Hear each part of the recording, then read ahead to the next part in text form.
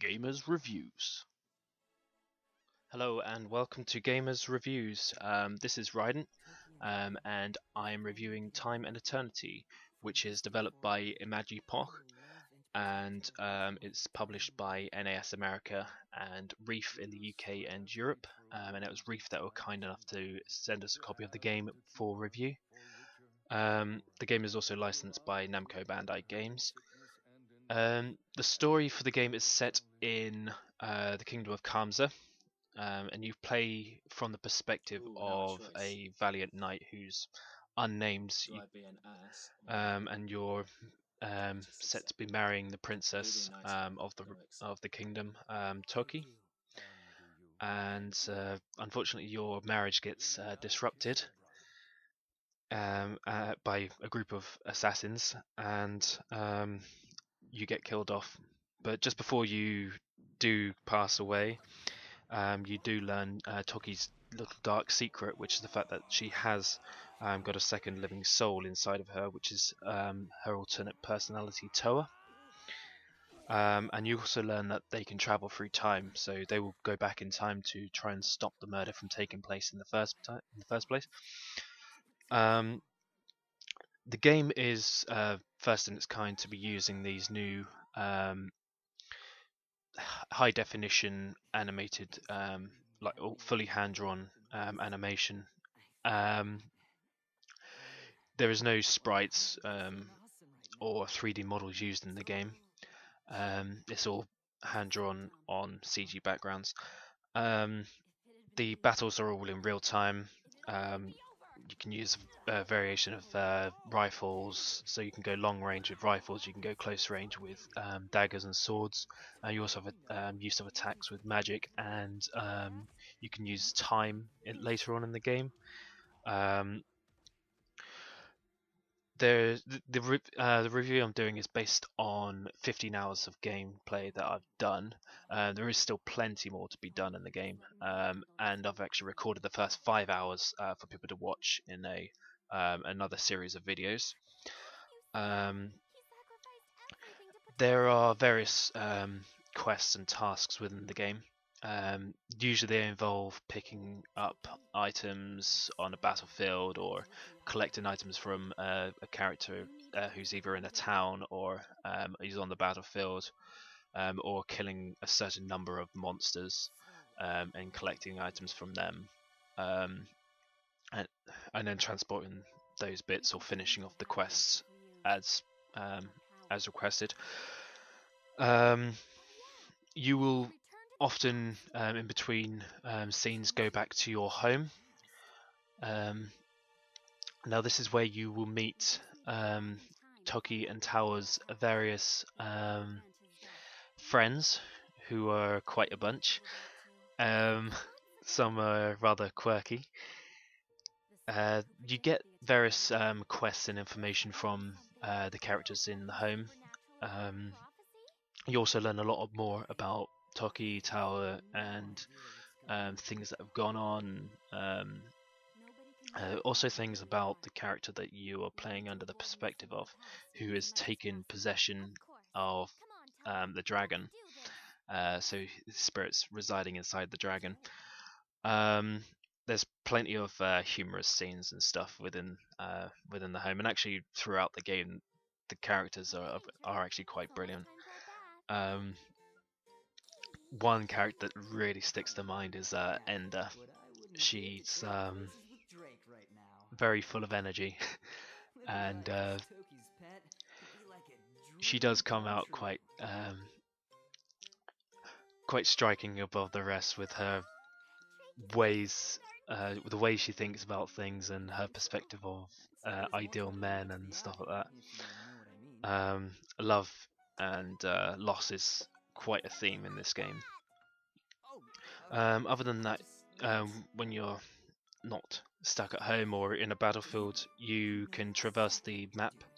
There's the world map, which you can visit the various little battlefields on the map there, as well as access the hometown of Kamsa.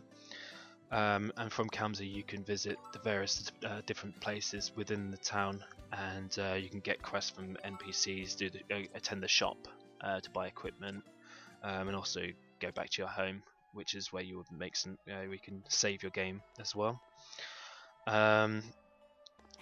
The combat you can play as either Toki or Towa. You don't get to choose. You change your character as you level up, or you can use an item later on in the game to change your character on the field, but not within battle. The combat is supposed to be fast-paced, although I actually found it reasonably slow-paced. The actual action is fast, but going between enemies is actually quite slow, which is annoying at times. Sometimes it feels a little unresponsive as well.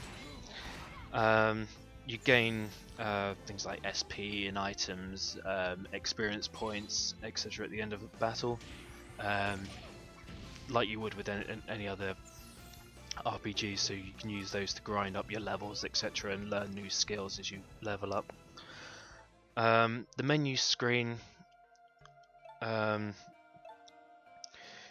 it's where you would equip things like your items, your weapons. Obviously, your weapons and stuff will affect your various statuses and skills. You also have what's called an affection meter, which, as you play the game and you make choices throughout the game, you grow affection towards either Toki or Towa.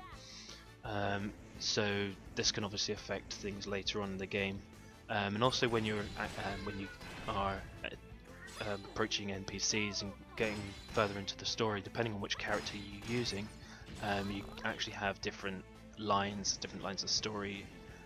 So you can have a different experience each time you play the game, which is interesting. You can select your skills, you can buy gifts. Now gifts are not, as you would think, they're not gifts that you're buying for other people. They're actually the thing that you use to expand your skill sets. So as you complete quests and you kill enemies on the battlefield, you actually gain GP or gift points, and you use those to spend on your gifts, which is like a hierarchy structure. Obviously,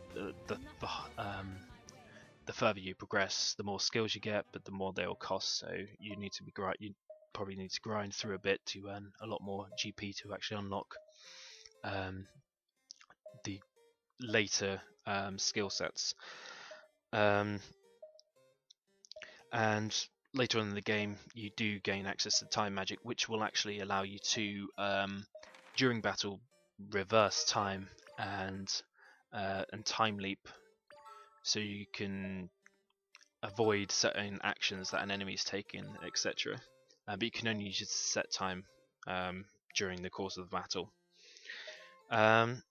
When it comes to things like the audio, the music actually really complements the style of the game. It's got some pretty short pieces in there as well, which actually then become reasonably repetitive. It can sometimes feel a little bit repetitive. I found probably the home screen was probably the most repetitive theme, but you either get used to it or you might loathe it. There's also the option of Japanese or English audio, so you can choose whether you want the original style or your localized style. Plus also there's the choice of the subtitles as well. Now, would I recommend the game? I would probably say yes. For what I've played, I've actually really enjoyed. While a little bit slow, I do enjoy the combat, and I have enjoyed grinding up levels and whatnot. The story is pretty quirky, but it's got quite interesting as it's evolved. I've still got a lot to do, but I'm enjoying it. I'm going to continue with the game. And with all the subquests and stuff, there's just so much to do in the game, so much to collect, various items and stuff. So yeah, if you're a JRPG fan, then I would definitely recommend picking this up and at least giving it a try. I'm sure you will enjoy it. You can also catch my first 5 hours of the game through the videos that are also on our YouTube channel. They only spoil the first 5 hours, but you can get a taste of the game from those. Hopefully you've enjoyed this review, and stay tuned for more. Thank you for listening.